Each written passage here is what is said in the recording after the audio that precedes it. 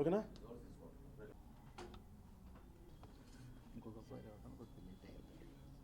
అందరూ నమస్కారం. ముందుగా జనసేన పార్టీ తరఫున కేంద్ర ప్రభుత్వానికి ధన్యవాదాలు చెప్తూ,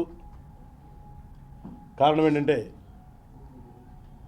ఏదైతే మన ఆంధ్ర రాష్ట్రంలో ఒక పెద్ద ప్రాజెక్టుగా ఉన్నటువంటి విశాఖ స్టీలు ఉన్నదో,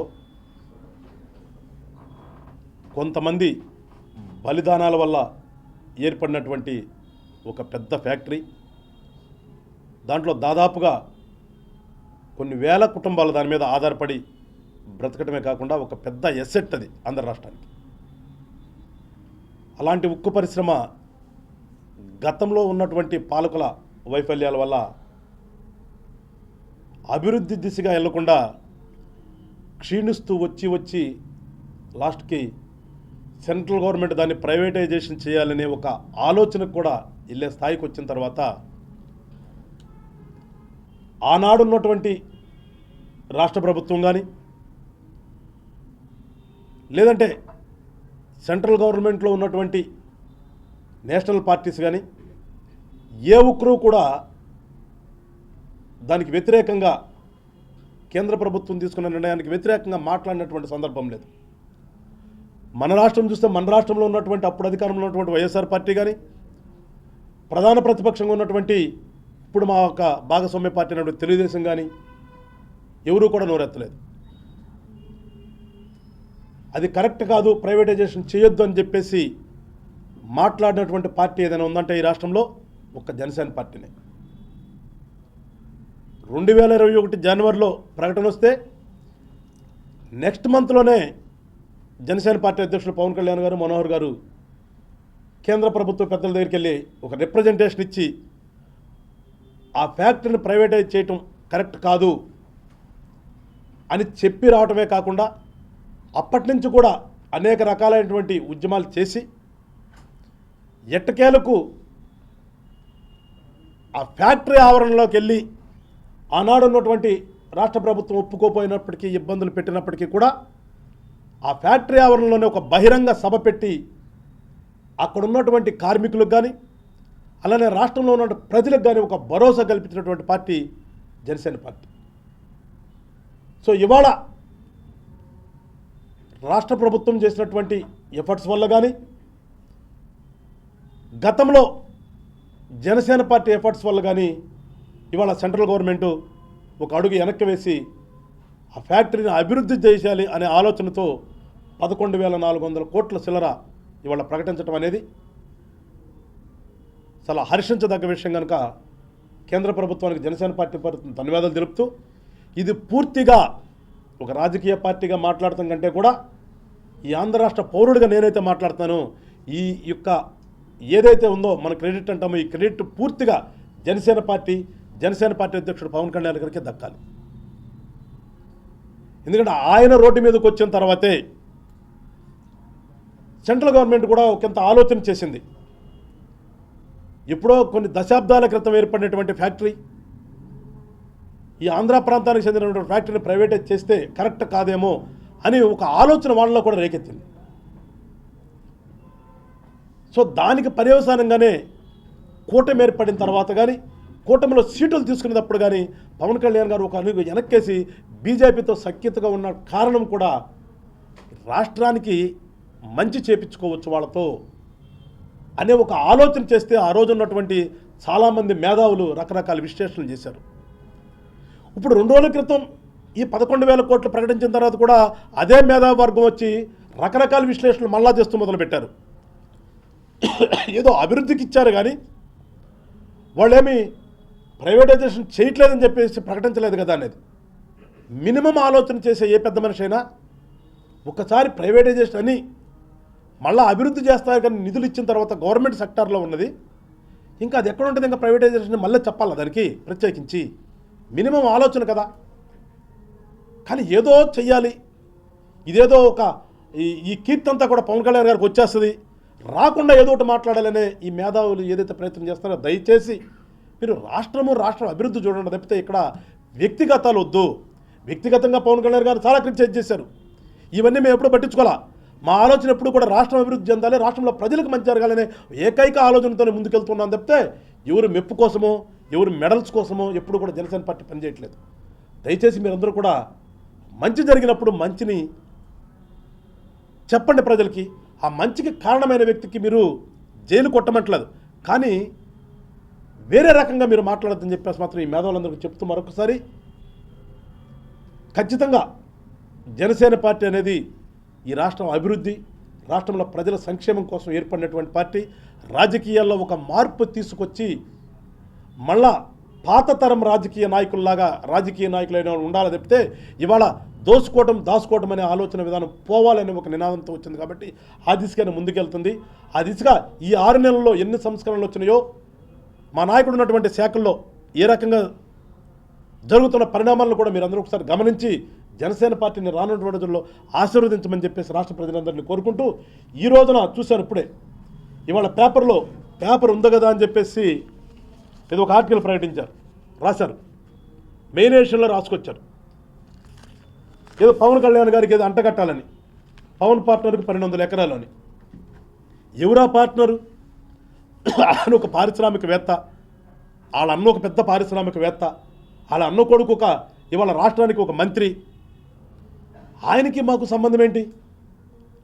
అక్కడ కర్నూలులో ఒక పారిశ్రామిక వాడ వచ్చింది. పారిశ్రామిక వాడ వచ్చినప్పుడు సహజంగా అక్కడికి వస్తారు, పెట్టుబడి పెట్టేవాళ్ళు వస్తారు, పెట్టుబడి పెట్టేవాళ్ళకి ఇస్తారు భూములు. సహజ ప్రక్రియ కదా. గతంలో మీరు చేసిన ఘనకార్యాలేంటి? ఎవరున్నారు? పారిశ్రామికవేత్తలు ఎవరున్నారా? అన్ని పారిశ్రామికవేత్తలకి మీ విజయసాయిరెడ్డి కదా. విజయసాయిరెడ్డి అల్లుడు, విజయసాయిరెడ్డి కూతురు, వీళ్ళే కదా మీకు ఉన్నటువంటి పారిశ్రామికవేత్తలు. తప్పుకుంటే మేము సుబ్బారెడ్డి గారికి సంబంధించినటువంటి స్నేహితులు. మీరు చేసిందే ఇవాళ కూడా జరిగిద్దని చెప్పేసి మీరు అనుకోవటం మీ అవివేకం. అది దయచేసి మీరేదో ఇంకా కూడా సిగ్గు తెచ్చుకోకుండా బురద జల్లాలని ప్రయత్నం చేస్తే ప్రజలు మిమ్మల్ని చేత్కరిస్తారని చెప్పేసి జగన్మోహన్ రెడ్డి గారు ఆయన యొక్క గ్రూప్ అంతా కూడా తెలుసుకోవాలని చెప్పేసి మరొకసారి తెలియజేస్తూ, పవన్ కళ్యాణ్ గారే ఇలాంటివి చేయాలంటే ఆయనకి రాజకీయాలు అవసరం లేదు. మరొకసారి చెప్తున్నాం, ఆయన సంపాదించాలని కూడా రాజకీయాలతో పని లేదు ఆయనకి. ఎక్కడ కూర్చొని సంపాదించుకున్నటువంటి వ్యక్తి పవన్ కళ్యాణ్ గారు. దయచేసి ఎక్కడైనా మానుకోండి. పిచ్చి రాత్రులు చేయటం, పిచ్చి వీడియోలు పెట్టడం మానుకొని రాష్ట్రంలో ప్రతిపక్ష పాత్ర కావాలని చెప్పి తపన పడుతున్నారు. కాబట్టి మీరు ఎవరికైనా ప్రతిపక్ష పాత్ర పోషించి రాష్ట్ర అభివృద్ధికి మీరు కూడా కారకులు కండి. అంతేగాని పిచ్చి వేషాలు ఇస్తే ప్రజలు చెప్పులతో కొడతారని చెప్పేసి మరొకసారి వైఎస్ఆర్ పార్టీ పెద్దలందరికీ తెలియజేస్తూ, రాష్ట్ర ప్రజలందరికీ కూడా విశాఖ ఉక్కు అనేది ఖచ్చితంగా అక్కడే ఉంటుంది, డెవలప్ అవుతుంది. 5 సంవత్సరాల్లో అదొక పెద్ద పారిశ్రామిక రంగంగా రానున్నటువంటి రోజుల్లో మన ముందుకు వస్తుంది. ఇప్పుడున్నటువంటి 1000 మంది ఉద్యోగులు కాకుండా ఇంకా 1000 మందికి దాంట్లో ఉద్యోగాలు వచ్చే దిశగా అది అడుగులేస్తుంది. దానికి ఖచ్చితంగా పవన్ కళ్యాణ్ గారు కంకణం కట్టుకున్నారు.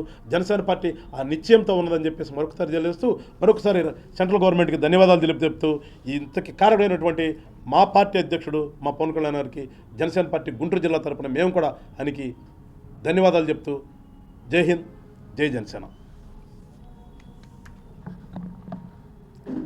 సార్ని రమ్మన్నాడు చెప్పండి, పెట్టనా రమ్మన్న సార్ని అని చెప్పి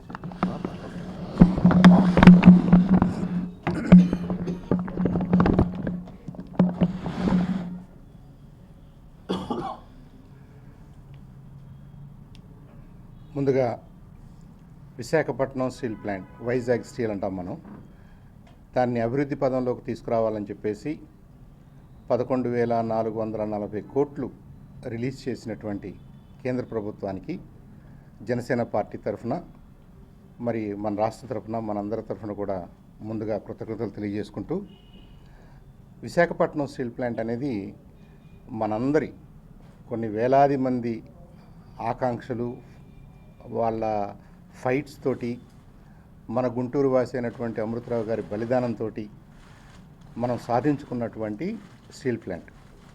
అయితే ఆంధ్రులు దానికి ముందుండి నడిపారే కానీ భారతదేశం మొత్తానికి కూడా అది తలమానికంగా నిలబడింది. ఎందుకంటే విశాఖపట్నం స్టీల్ ప్లాంట్ మిగతా సెయిల్లో ఉన్న స్టీల్ ప్లాంట్స్తో పోల్చుకుంటే ఇవి స్పెషలైజ్డ్ స్టీల్స్ చేస్తాయి, ఎక్స్పోర్ట్ ఓరియంటెడ్ స్టీల్స్ చేస్తాయి, అడ్వాన్స్డ్ ఇంజనీరింగ్కి కావాల్సినటువంటి స్టీల్ని తయారు చేస్తాయి. కాబట్టి విశాఖపట్నం స్టీల్ ప్లాంట్ లాంటి స్టీల్ ప్లాంట్ భారతదేశంలో ఇంకొకటి లేదు. అది దానికి ఉన్నటువంటి టెక్నికల్ స్పెషాలిటీ టెక్నాలజీ వైజ్. అలాగే ఆక్సిజన్ని విస్తృతంగా ఉత్పత్తి చేయగలిగినటువంటి కెపాసిటీ కూడా విశాఖపట్నం స్టీల్ ప్లాంట్కి ఉంది. కాబట్టి కరోనా రెండవ ఫేజ్లో మనకి ఆక్సిజన్ సప్లై చేయడంలో విశాఖపట్నం స్టీల్ ప్లాంట్ ముందుంది. అలాగే ఒక 30,000 మందికి డైరెక్ట్గాను, ఇంకొక 30,000 మందికి ఇండైరెక్ట్గాను రాబోయే రోజుల్లో మరింత మందికి ఉద్యోగ అవకాశాలు ఇవ్వగలిగినటువంటి కెపాసిటీ ఆ విశాఖపట్నం స్టీల్ ప్లాంట్కి ఉంది. ఇవన్నీ గుర్తించి పవన్ కళ్యాణ్ గారు మొదటి నుంచి కూడా దీన్ని అభివృద్ధి చేయాలే కానీ ప్రైవేటీకరణ చేయాల్సిన అవసరం లేదు, దానికి మేము వ్యతిరేకం. మరి విశాఖ స్టీలు, విశాఖ ఉక్కు, ఆంధ్రుల హక్కు అనే నినాదం, ఆ ఎమోషన్ని మీరు అర్థం చేసుకోవాలని చెప్పేసి కేంద్ర ప్రభుత్వం దగ్గర మొదటి నుంచి కూడా తన ప్రయత్నాలు తను చేస్తూనే వచ్చారు. జనసేన ప్రయత్నాలకి ఫలితంగానే ఇది జరిగింది అనడానికి మా నమ్మకం ఏంటంటే, ఈ పొత్తుల్లో అనేక కారణాల వల్ల రాజకీయ పార్టీలు పొత్తులు పెట్టుకుంటాయి. సింప్లీ పవర్లోకి రావాలని, ఎక్కువ మంది ఎమ్మెల్యేలు గెలవాలని, అధికారం తమ చేతుల్లోకి రావాలని పొత్తులు జరుగుతూ ఉంటాయి. కానీ మనం గమనించాం, పవన్ కళ్యాణ్ గారు ఆంధ్రప్రదేశ్ అభివృద్ధికి ఎవరెవరితో జతకట్టాలో తను ఒక అడుగు తగ్గి కూడా తను తక్కువ ఎమ్మెల్యేలు తీసుకుని, తక్కువ పదవులు తీసుకుని ఈ కూటమి వల్ల ఆంధ్రప్రదేశ్కి మంచి జరుగుద్దని నమ్మాడు. కాబట్టి కేంద్ర పెద్దలు కూడా దాన్ని గౌరవిస్తూ ఒక అడుగు వెనక్కి తగ్గి ఇవాళ మొదటి విడతగా 11,440 కోట్లు రిలీజ్ చేశారు. దీనివల్ల విశాఖపట్నం స్టీల్ ప్లాంట్ ఫుల్ కెపాసిటీలోకి రావడానికి అవకాశం ఉంటుంది. వర్కింగ్ క్యాపిటల్కి డబ్బులు ఉంటాయి, పాత అప్పులు ఏమన్నా ఉంటే వాటిని అడ్జస్ట్ చేసుకోవడానికి కొంత డబ్బులు ఉంటాయి. ఇదంతా జరుగుతూ మరి భారతదేశంలో ఉన్న షోర్ బేస్డ్ అంటే బీచ్కి దగ్గరగా ఉన్న, పోర్టుకు దగ్గరగా ఉన్న ఏకైక ప్లాంట్ విశాఖపట్నం స్టీల్ ప్లాంట్. కాబట్టి ఇది ప్రపంచానికి మనం స్టీల్ ఎక్స్పోర్ట్ చేయడంలో, క్వాలిటీ స్టీల్ తయారు చేయడంలో, భారతదేశం ఇన్ఫ్రాస్ట్రక్చర్ని ఇంకొద్దిగా క్వాలిటీ వైపుకు నడిపించడంలో అది అగ్రగామిగా నిలబడే అవకాశం ఉంటుంది. ఆ విధంగానే కేంద్ర ప్రభుత్వం అడుగులు వేయాలని చెప్పేసి పవన్ కళ్యాణ్ గారు కోరుకున్నారు. అది ఇవాళ నిజమైంది. కాబట్టి ముందుగా పవన్ కళ్యాణ్ గారికి, మరి జనసేన సీనియర్ నాయకులందరికీ ధన్యవాదాలు తెలియజేసుకుంటూ, వారి ప్రయత్నాలు ఫలించి ఇవాళ కేంద్రం కూడా మనకి విశాఖపట్నం స్టీల్ ప్లాంట్ని ప్రైవేటీకరణ చేయము, దాన్ని అభివృద్ధి చేస్తాము, రాబోయే రోజుల్లో మరింతగా ఎక్స్పాండ్ చేస్తాము, విశాఖపట్నం, అనకాపల్లి జిల్లాలు, పాత ఉమ్మడి జిల్లాలు మొత్తాన్ని కూడా ఒక మ్యానుఫ్యాక్చరింగ్ హబ్గా క్రియేట్ చేసే అవకాశాలు ఉంటాయని అమిత్ షా గారు ఏదైతే మాట్లాడారో అదంతా కూడా వెల్కమ్ సైన్స్. కాబట్టి కేంద్ర ప్రభుత్వానికి మరొకసారి మనందరి తరఫున ధన్యవాదాలు తెలియజేసుకుంటూ, యువతకి ఉద్యోగ అవకాశాలు, రాష్ట్రంలో సంపద సృష్టించడం అంటే ఏంటో ఫస్ట్ డెమాన్స్ట్రేషన్గా ఇది మనం చూడాలి. దీనికి వెనుకున్నటువంటి నాయకులందరూ, పవన్ కళ్యాణ్ గారి నాయకత్వం నడిచిన వాళ్ళందరికీ కూడా మరి ముఖ్యంగా ధన్యవాదాలు, అభినందనలు తెలియజేస్తూ సెలవు తీసుకుంటాను. Thank you.